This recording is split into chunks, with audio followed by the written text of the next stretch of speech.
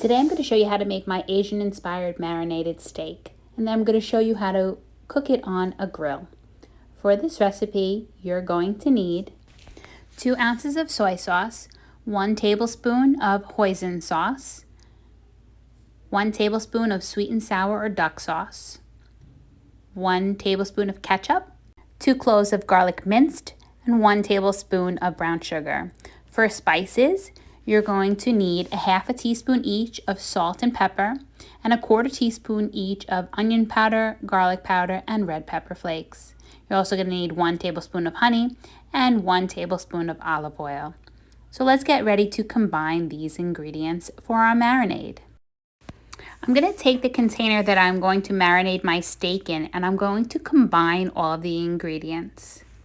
I typically like to use something that I'm able to mix in, as well as something that's large enough that I can store and marinate the meat in my refrigerator, but it doesn't take up too much room. I also like to have something that is easy to cover.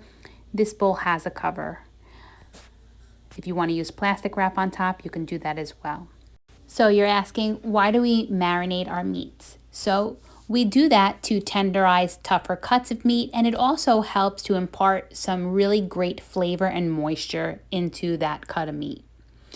You typically would marinate meat for a couple of hours, up to maybe 1 or 2 days, depending on how much acid is in this marinade. Now, soy sauce is the acid in this marinade, and I typically marinate it overnight to get the most flavor into the meat, but I wouldn't marinate too much longer because that acid essentially could start cooking the meat and breaking down the proteins too much that it becomes stringy instead of tender. So after about 24 hours, I'm going to start cooking my beef. I chose to cook this cut, the hanger steak, on the grill because I feel that the flavor from the grill is really great with this steak. The first thing I'm going to do is just clean off the grates of my grill after it has been preheated for about 10 minutes. I'm using a gas grill.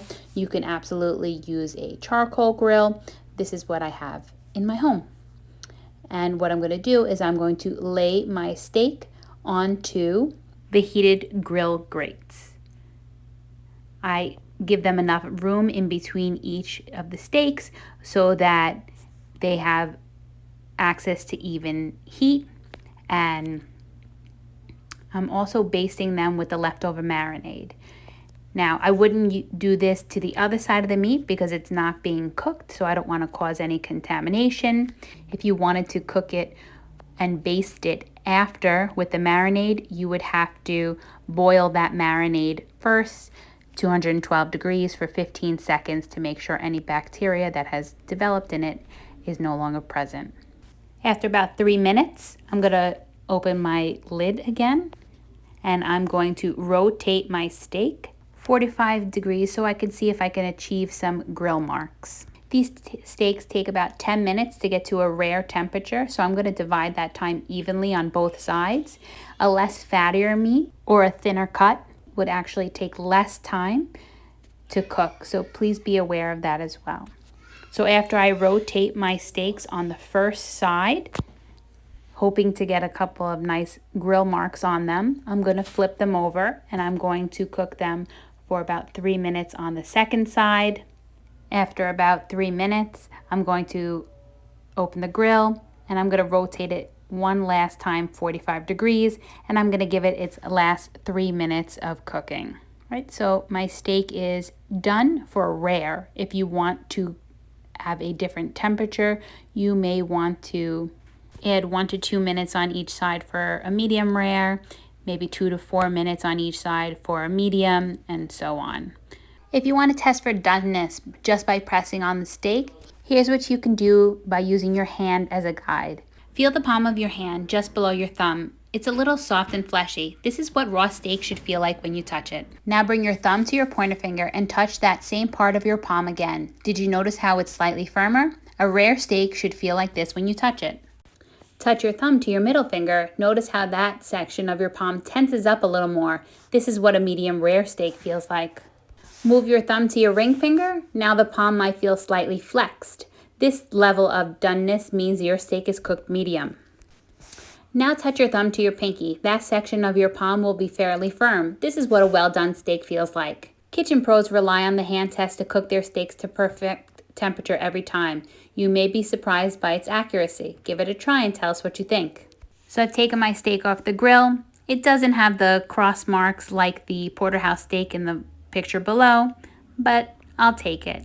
Before I cut my beef, I'm going to let it rest for 5 minutes so that the juices have time to redistribute. If you cut right into it, the juices will flow right out. When I cut my beef, I'm going to cut against the grain of the beef, which means perpendicular to the way the grain goes. If you cut it the wrong way, the slice will be less tender than cutting it the correct way. You can serve hanger steak whole or sliced. And don't be afraid to cook it a few minutes more on each side until it's your desired temperature.